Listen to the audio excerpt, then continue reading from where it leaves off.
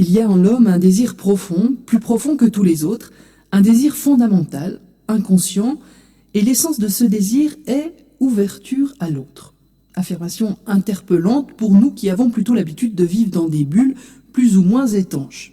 Dernier volet de notre série d'entretiens avec le psychanalyste jésuite Denis Vasse, une série que nous avons intitulée « Naître pour la mort, naître à la vie ». Bonsoir et bienvenue. À vue d'esprit.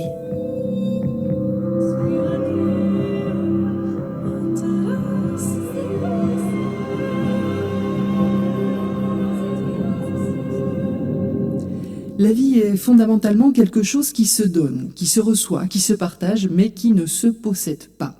Or, pour certains d'entre nous, ou à certains moments de notre existence, la vie nous apparaît comme un cadeau empoisonné, comme si en fait ce n'était pas tant la vie qui avait été donnée, mais la mort. Derrière cela se trouve un refus primordial, refus inconscient le plus souvent, d'entrer dans l'existence. C'est autour de cette problématique que nous avons cheminé cette semaine avec Denis Vasse, cheminé, tâtonné dans cette pensée complexe parce qu'elle touche aux racines de notre être. Denis Vasse est l'auteur de plusieurs ouvrages qui ont largement influencé la pensée théologique, une pensée existentielle, car précisément Denis Vasse part des confidences de son cabinet de psychanalyste pour élaborer sa pensée et pour redire avec des nouveaux mots des affirmations théologiques aussi fondamentales que le péché originel, la parole, l'autre, la chair. Dernière étape aujourd'hui pour découvrir cette pensée, pas facile mais ô combien enrichissante.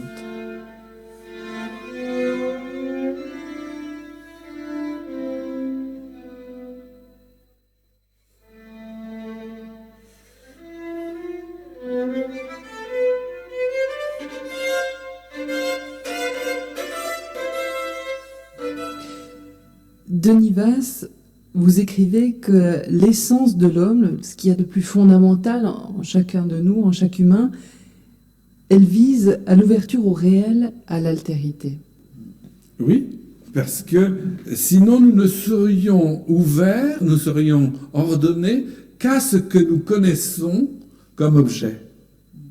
Or, nous savons bien que réduire l'autre à un objet, c'est justement le tuer. C'est justement en jouir jusqu'au bout, c'est-à-dire le consommer. Parce que Denis Vasse, les jours précédents, justement, on définissait cet homme qui refuse la vie, qui refuse l'altérité, comme quelqu'un qui est dans une bulle, qui finalement ne vit qu'au milieu d'objets, même si c'est des personnes qu'on utilise, qu'on prend, qu'on jette comme des mouchoirs en papier. Voilà. Je crois que cette relation-là, de transformer en objet pour soi, qui vous fait vivre, c'est à la fois le fondement de toute idolâtrie. C'est-à-dire, l'idolâtrie, c'est ce qui donne à l'objet le pouvoir qu'il n'a pas. Et donc, c'est imaginer qu'il parle, et c'est-à-dire qu'il vous aime. Or, un enfant, par exemple, un enfant qui devient objet, il devient l'objet de sa mère, l'objet d'amour. Les enfants qui ont été les objets de consolation d'une mère triste, c'est épouvantable.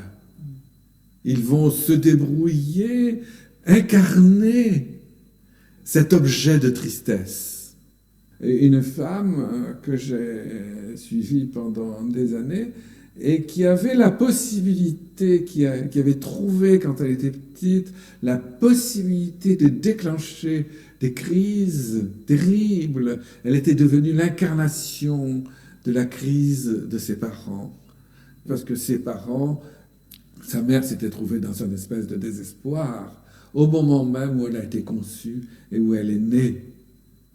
Elle a tété ça, elle s'est nourrie de ça. Et donc elle est devenue, vous voyez bien, cette mère objective. C'est la tristesse qui s'est incarnée en elle, et la tristesse de la crise conjugale, d'une certaine manière, qui faisait qu'elle était arrivée à déclencher elle-même des crises. Elle était la crise, quoi. Et qu'on a pris pour des crises d'épilepsie. Et qu'il était peut-être, je ne sais pas, peut-être qu'il y avait bien des ondes qui étaient perturbées, mais et je vous assure que quand elle s'est installée sur le divan, elle avait mal partout où ont mal les gens quand on va avoir une crise d'épilepsie.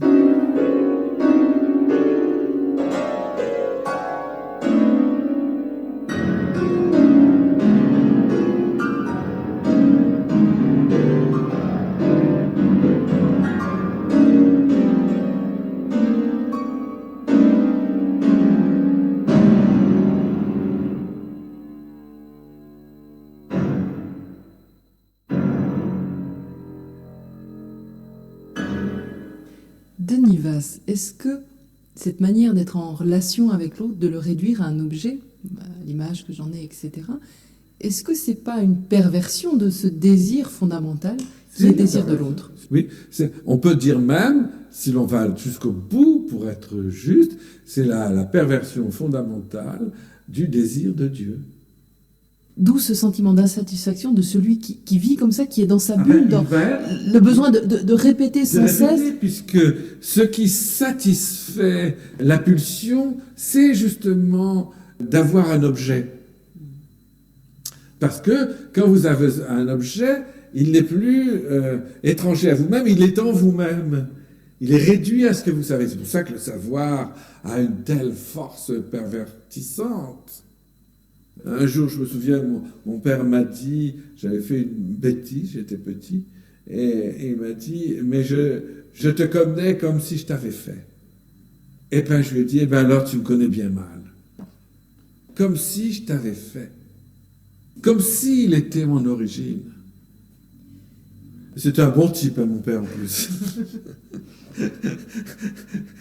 Mais c'est pour vous dire comment ceci est inscrit, non pas dans vous, mais est inscrit en nous comme ce qui s'oppose à la vie, comme ce qui ne peut pas se révéler comme étant la vie.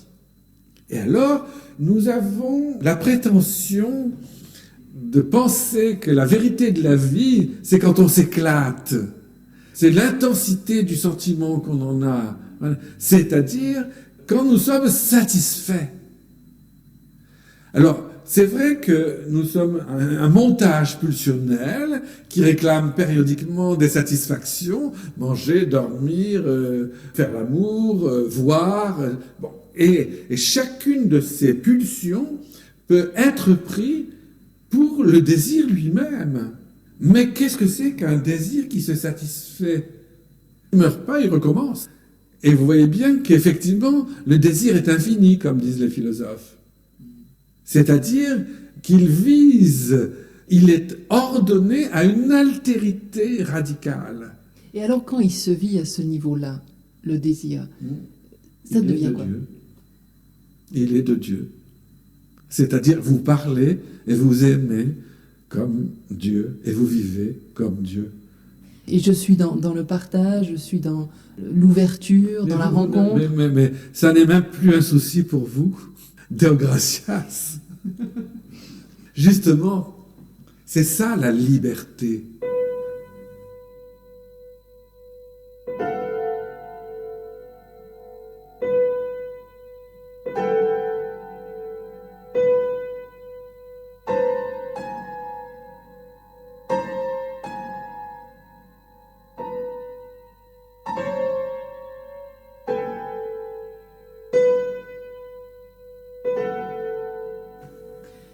J'aimerais peut-être opposer deux termes, vous me direz. D'un côté, la maîtrise qu'on a touchée avec le savoir scientifique, la connaissance, etc. Et de l'autre, la chair, l'incarnation, le corps. Vous voyez bien que si la maîtrise est imaginaire, c'est la bulle, quoi. C'est vous qui organisez votre vie. Alors c'est vrai, en plus de ça, que le désir de l'homme est Lacan le définira comme inconscient. C'est-à-dire qu'il nous fonde essentiellement, mais nous n'en avons jamais nécessairement la conscience. On le reconnaît aux effets qui sont les siens, dans la mesure où il est enraciné dans la vie. Et c'est quoi ces effets? C'est un goût de vie? C'est la vie. C'est même la vie sans en avoir le goût. Est-ce que je pourrais dire que quand on est dans la maîtrise, vous dites, on est dans l'imaginaire, on est dans le monde qu'on se construit. Alors que si on est dans le désir vrai, on est dans le corps, et le corps est dans le réel. Dans la vie, oui, tout à fait, tout à fait. On peut dire ça. C'est pas le corps, c'est la chair.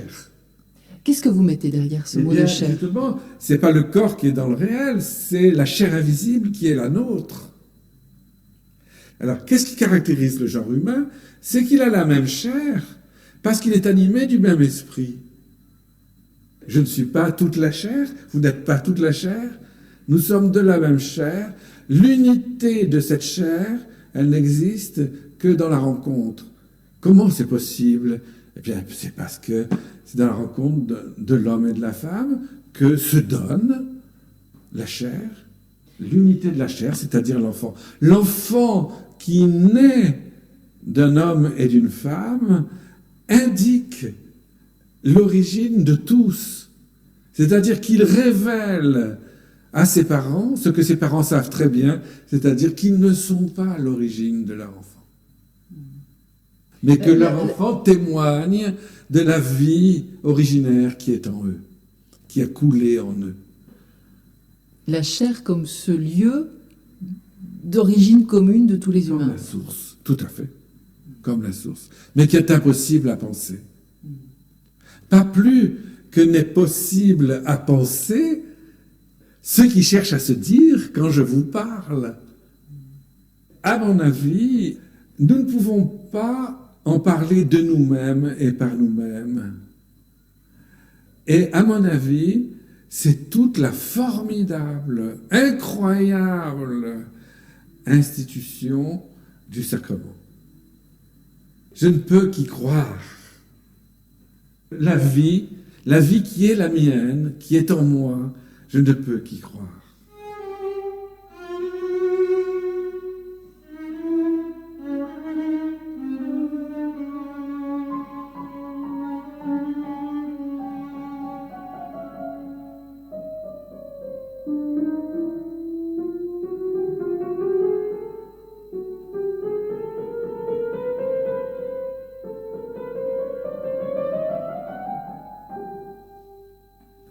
Denis Vasse, on a parlé cette semaine de parole, on vient de parler de chair, on tourne autour de ce mystère de vie donnée.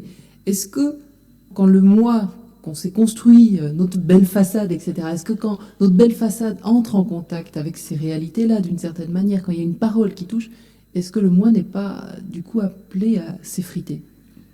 Ça s'appelle, notre monde a trouvé un mot formidable pour ça. Elle appelle ça la dépression.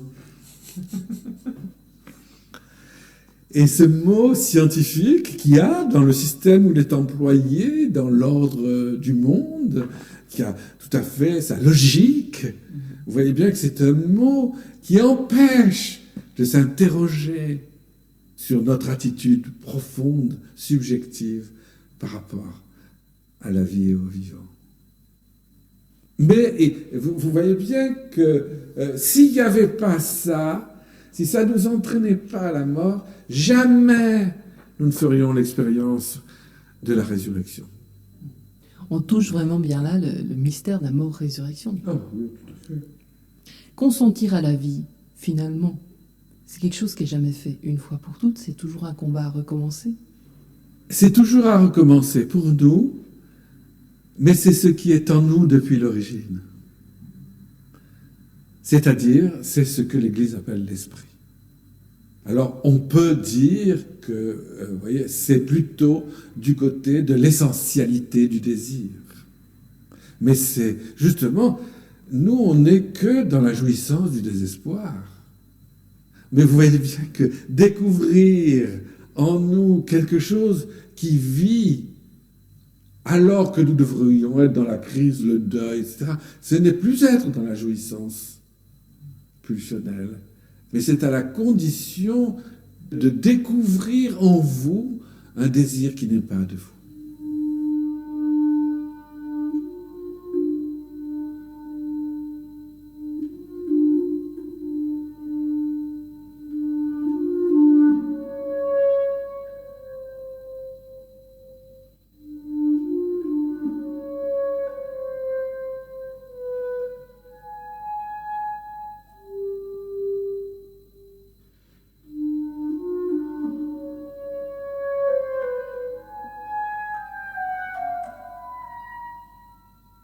J'aimerais, pour terminer notre entretien, vous faire commenter une phrase qui est dans votre livre La dérision ou la joie. Vous dites « Long est le chemin qui mène au consentement de l'amour. Celui qui le parcourt aura à découvrir que vivre en vérité, ce n'est pas mourir, c'est vivre avec. Et que mourir en vérité, ce n'est pas ne pas souffrir, c'est mourir pour. » J'ai tout dit. Mais oui, tout à fait. Celui qui aime, jamais ne dira à quel point il se sacrifie pour ses enfants. Jamais. Celui qui aime vraiment donne la vie.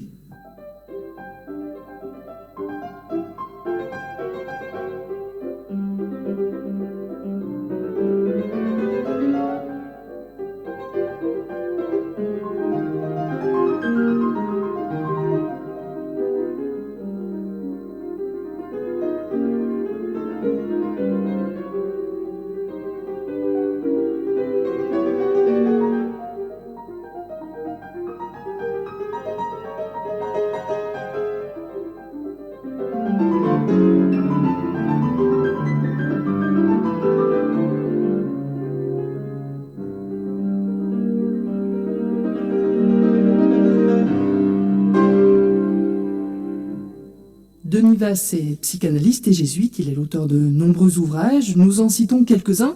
D'abord celui qui nous a guidés dans ces entretiens, La dérision ou la joie, paru au Seuil en 1999. Un autre livre d'entretien, plus facile d'accès cette fois, il s'intitule La vie et les vivants, également publié au Seuil en 2001. Et puis son dernier livre, nettement plus psychanalytique celui-ci, puisqu'il retrace avec des dessins, des retranscriptions d'entretiens et des éclairages proprement psychanalytiques la cure d'un petit garçon, ça s'appelle La Grande Menace et c'est publié au Seuil en 2004. Vous retrouverez toutes ces informations sur notre site rsr.ch/esprit, esprit écrit au singulier. Vous pouvez également nous faire part de vos remarques ou commander un enregistrement de cette série en appelant notre répondeur, le 021 318 60 70. 021 318 60 70. Merci à Alain Perrotet pour la réalisation, à Denise Fischer, notre assistante de production. La semaine prochaine, nous vous proposons en nouvelle diffusion les entretiens que Bernard Sesboué a accordés à Raphaël Paquier sur la question de l'autorité dans l'Église. Merci pour votre fidélité, excellent week-end à vous tous et à la semaine prochaine.